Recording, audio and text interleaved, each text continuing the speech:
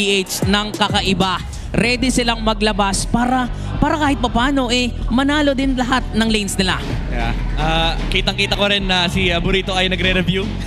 Dahil di ko lang alam pa, mamaya lalabas yung stats ni Dirot. Pero ako personally, last time na nakita ko si Dirot sa ibang region pa. Pero yung pinaka-familiar sa lahat ng tao is M5 pa, men. Ang tagal na. Napakatagal na nun, M5 pa.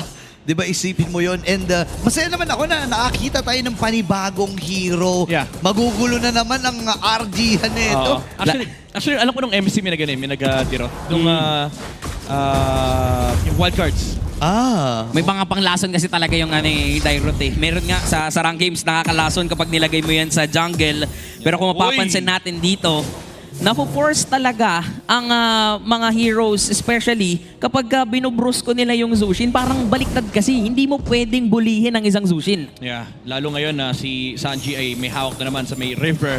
This goes to their keys to victory na yung river control ng AP Bren ay napapanish yung gusto ng TLPH. This is gonna open up the rotations on the map here mula kay Sanji. Pero maganda yung ginagawa actually ni Xnova dun sa taas. Talagang ginugulo niya si Cortez. Pero ganun din yung ginagawa. Nagkakaroon lang tayo ng mirror rotation from the two teams. Yun lang nakuha in first blood ay na-secure na kagad dito ni Oheb. Nag-flicker pa si Sanji kasi alam niya walang flicker yung Grok.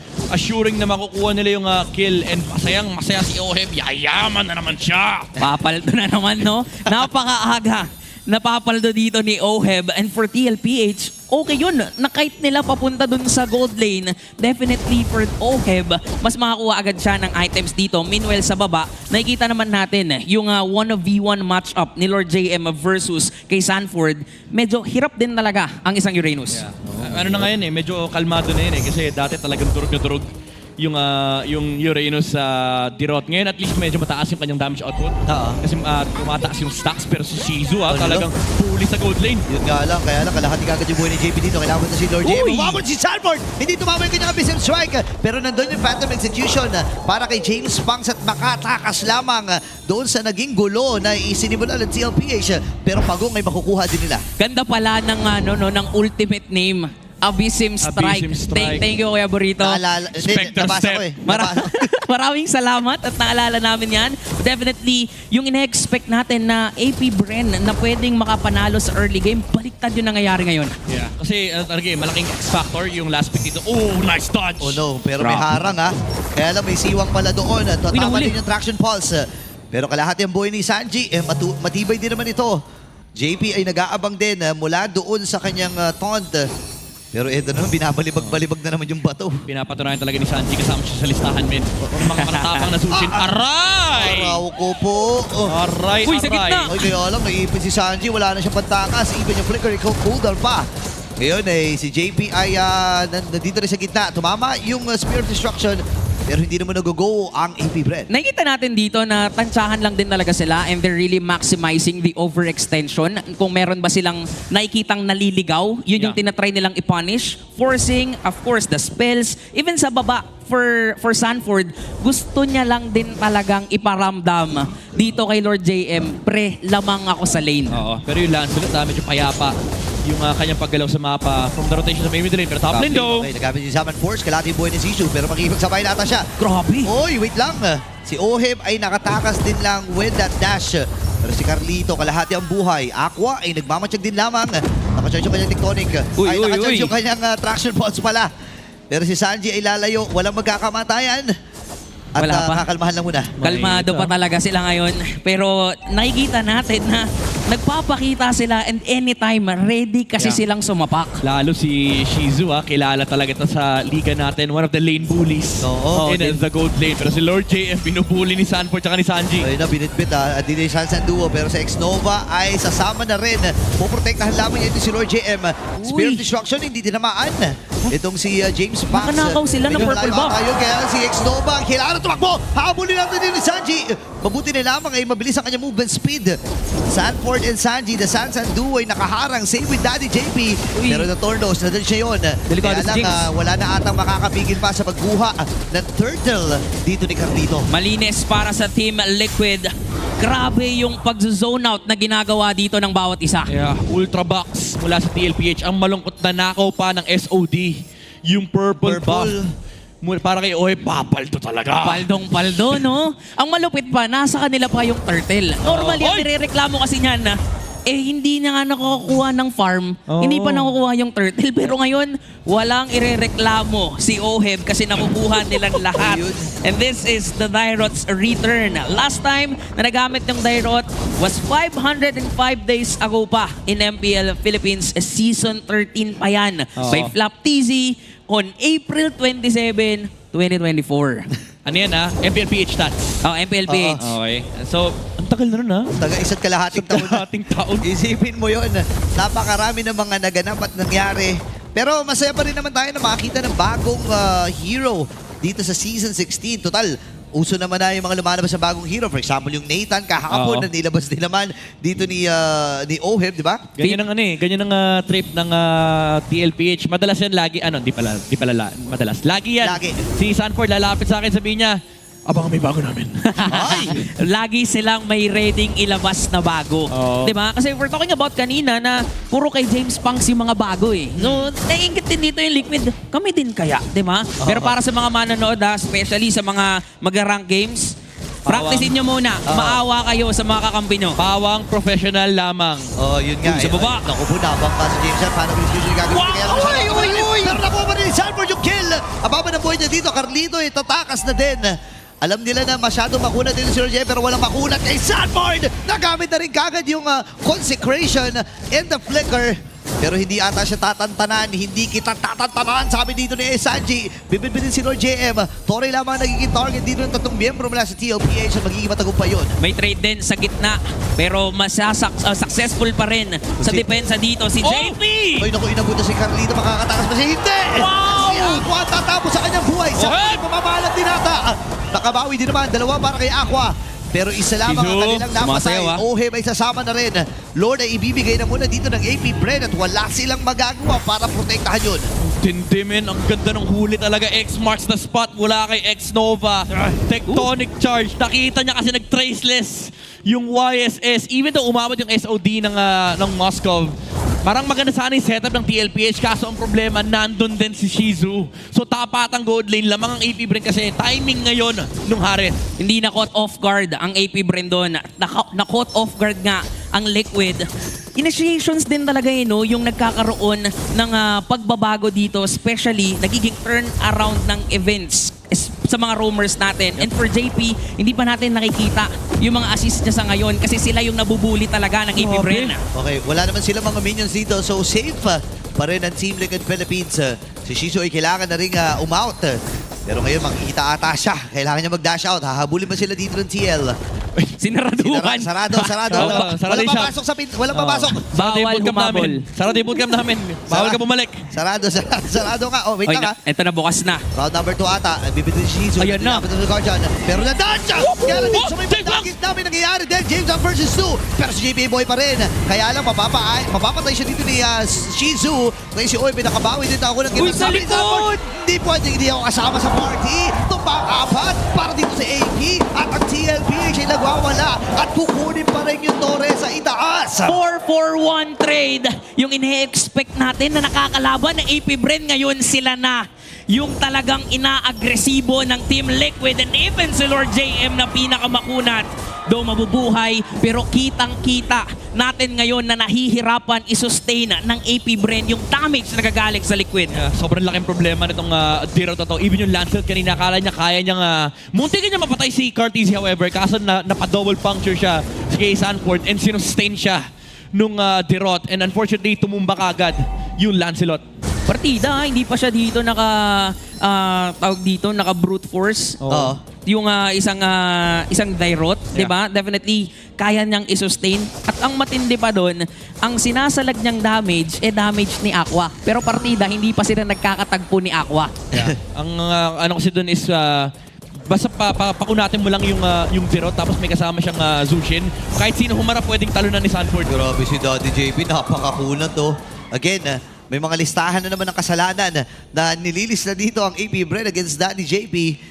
Lord ay available na. Pero si James Punks ay magpo-purple. Kailangan niya ng additional na kits. Kailangan kompleto ang kanyang buffs para nga naman makatulong at maging sabihin natin na kakayanin ang plano din TL. Based din sa nakikita natin ngayon, no, parang gustong ilaban ng AP Bren yung Lord. Ang kaso lang, yung presensya ni Oheb sa taas, medyo mapipilitan na naman na sila mag-react dito. Yan, no, kita natin, di na to minimap pa, big map na to. Nakita natin ngayon na napilitan si Shizu mag-react sa taas. Uy, napunta si Lord JM, nagamit din yung consecration. May mga kids kagad na unti-unting nababawasan dito sa AP Bren. Ngayon, soft reset ang gagawin na dito ng TL. Pero magre-react sa itaas ata itong si Shizu. Na-realize na hindi nila pwedeng hatakin yung Lord palabas kasi i-reset lang ng Earthen Rampart. Ngayon, 5 miyembro mula sa TLPH nandito. Gusto nilang lumaban. Ayun na, reverse na kagad nila. Yung Sansa Duoy magkasama. At si Carl! Nakuha na yung Lord! Tumakbo na dito si Exno. Nagamit din yung kanyang conceal. Habol pa. Pero tinamaan pa ng bangka mula sa bangkero. Carl TZ. At ang buong kupunan ng TL. Nakuha yung Lord kasama pa ang ulo ni Exnova. Nung alam nila na hindi pwedeng hayaan dito ang mga miyembro ng AP Bren sa Lord Dance, Matic winners agad ng Liquid. Although nakapasok si James Punks, pero yung retry damage talaga ni Carl TZ ay napakataas because of the XP advantage. Tapos pinagplanuhan ng Baby Kicks man yung Grok. Oo. Pagkatama ng Mountain Shocker, may Spear of Destruction na lumabas. Combo. Napakasakit ng damage na ngayon ng Liquid. 5.6k gold lead. Nakikita natin, paldong-paldo na rin si Oheb at meron pa silang kasamang Lord sa itaas. Clearly for AP Bren, they have the damage and they have the clear wave potential coming in from Aqua.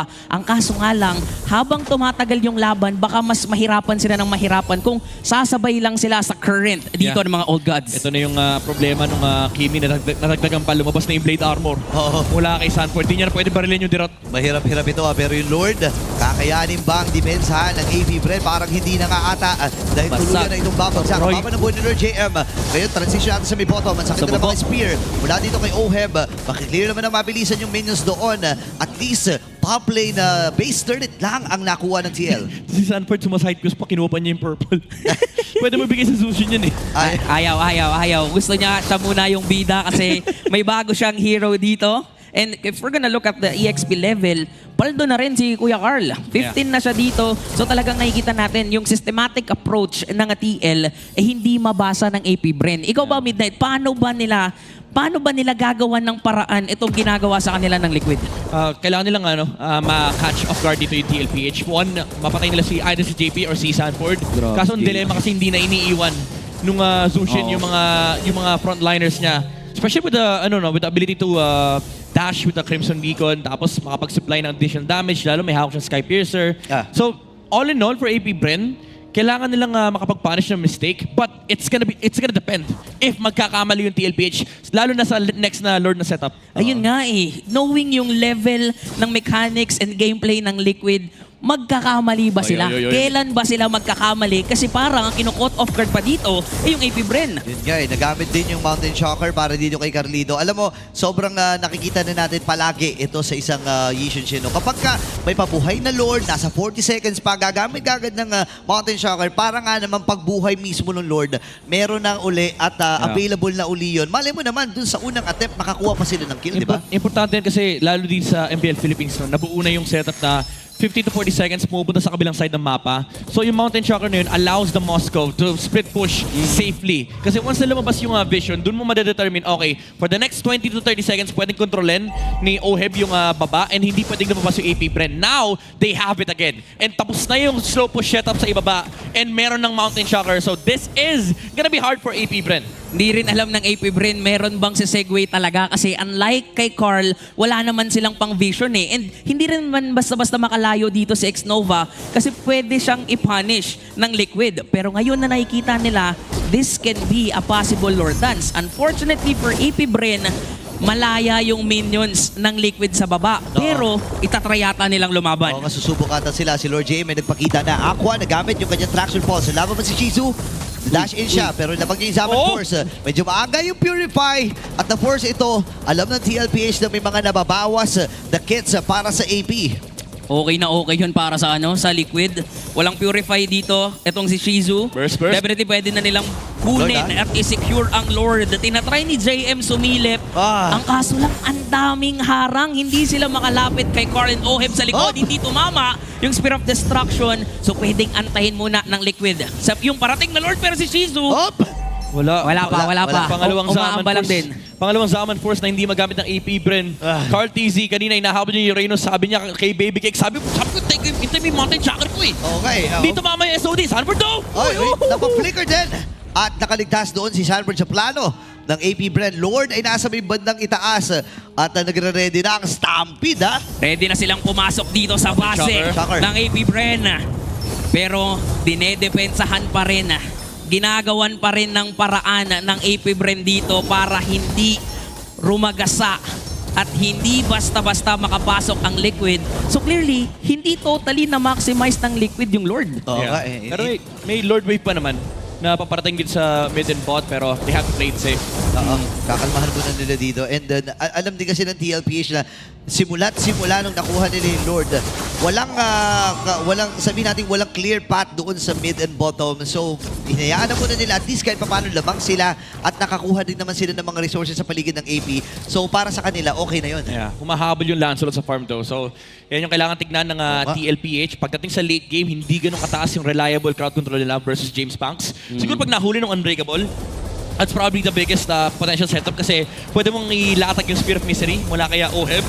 But that's gonna have to come down to mechanical prowess. Hindi naman natin questionan yung TLPH, pero hindi mo na kasi pwedeng questionan yung mga galaw na pwedeng ilabas ni James Banks. Pwede tayo makakita ng mga kakaibang moves. Baka ilabas niya na dito yung ilan sa mga million moves niya kasi kailangan na ng AP Bren. Mag-spawn yung purple pero I doubt na mahahawakan to. Hindi na to mahahawakan pa ni James Banks. Pero yung mga ganyang amba, parang ready na silang makipaglaban. Okay, kaya lang ang problema, nandyan si JP para lang kahawakan. Kala ko. Tingnan mo. May dagdag sa listahan! Pre, na-reset na. Dagdag sa listahan! Pre, na-reset ng konti, tapos tinot na lang dito ni Daddy JP. Ibang klase, may mga lista. Ayan, nakuha niya pa yung purple, pre. Tapos tumitipi pa, niyayabang Umiricall na pa. yung ginawa niyang kasalanan. Si Sanji! Pili ko bad trip na yan. Kanina si Sanford. Sumunod si Sanji. Sino naman yung susunod? Pwede nyo ba akong bigyan ng purple buff? Makakatulong naman yan sa isang Zushin. Pero alam na ng Liquid kasi na lamang sila eh. Alam mo yung nakakatawa dun? Sa apat na kakampi niya, ni isa walang may kailangan ng purple buff. Oo nga, no? Siguro yung YSS, pero may sarili kasi siyang purple buff eh. So sana binigay na ng Liquid pero wala, feeling ko lang nagdadamutan sila dito. Oo.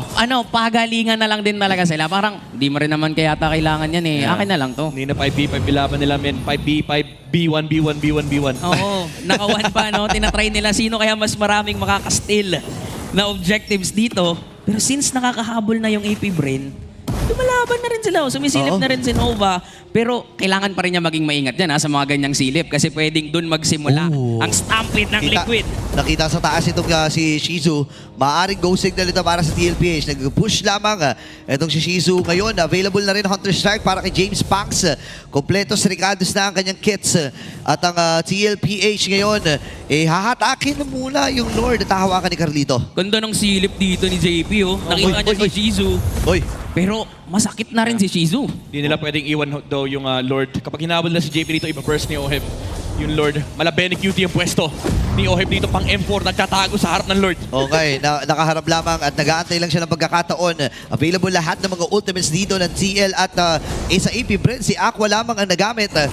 Pero hahawakan na muli Top Lord lane. JM. Top lane, naka-flow at naka-slow push ito. Tumalon yung Lord! Yung Lord ay tumalon. Pero andito pa rin. Nag-flicker. Pwede pala yun! Nag-flicker yung Lord para ma-reset eh. Kasi dati, talaga maglalakad, palabas, sige, may nakaharang. Igot. Aantayin na eh. Oo, ngayon may ganun na siya. Oy, walang kimi, walang kimi! Alam Pwede nila na first walang down. kimi. Alam nila na walang kimi. Ngayon, si Lord JM ay atras. Si X-Nova na lang sumasalo na lahat ng damage mula din sa TLPH. Ngayon yung Tonay tumama din.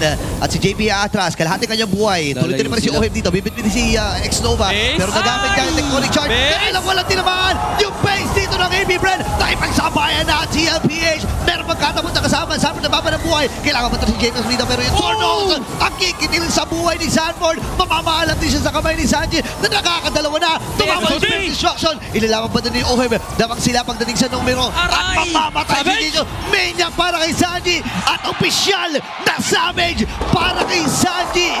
At ang kupunan ng Team Liquid PH ay dediretso na sa may bandang ibaba. Ang dami nilang kasamang minions dito at maaari nang tapusin ang laban na ito. Game 1, mapupunta sa TLPH. Hindi na kinailangan yung Lord.